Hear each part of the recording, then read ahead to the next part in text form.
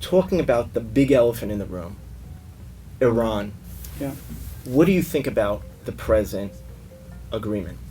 Yeah, so a couple of things on this one, and I think that's President Rouhani yeah, trying he's to probably call trying, you. yeah, they're looking for me.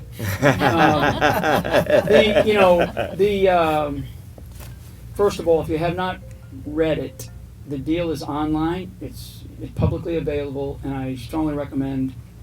I'd recommend any American read it because it will affect the rest of our lives for the rest of time. So it's an.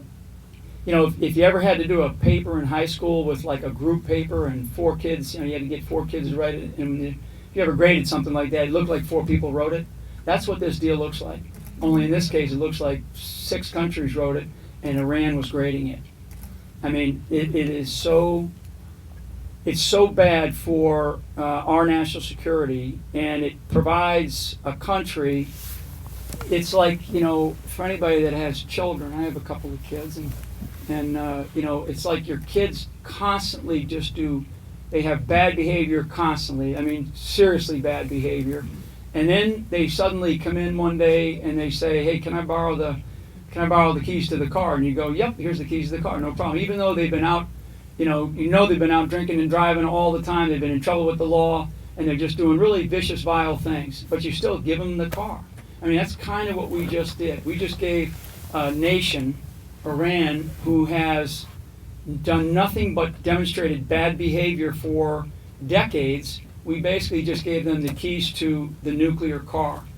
And I have every expectation, because they've said they're going to do it, that they will have a nuclear weapon. Maybe not tomorrow, maybe not in a year, but they will have a nuclear weapon as I look around this room, in most of our lifetimes. And trust me, they will have it. They continue to, I tweeted out last night, that the number one individual terrorist in the world is a guy named Qasem Soleimani. He's a vicious guy, killed a lot of Americans, responsible for killing a lot of Americans. We've actually tried to kill him. I had some tasks when we were in Iraq to go after him, were he to come into Iraq. And so he avoided that, and we were not able to get to him. So that's an individual. He runs their covert external operations.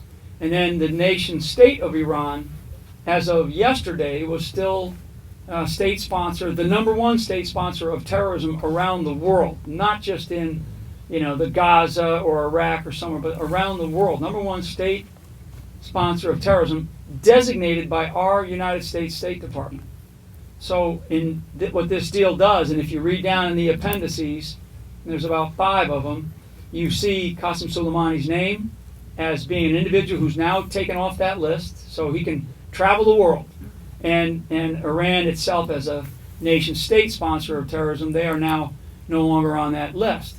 And it's stunning to me. I mean, I couldn't believe it. And I won't go into, to belabor the point, but if you look me up, I recently did, as KT mentioned, I recently testified to a joint session of the House, and I would recommend that you read my testimony. It's a relatively short read, and it'll lay out to you everything about Iran and why we should not have done this deal.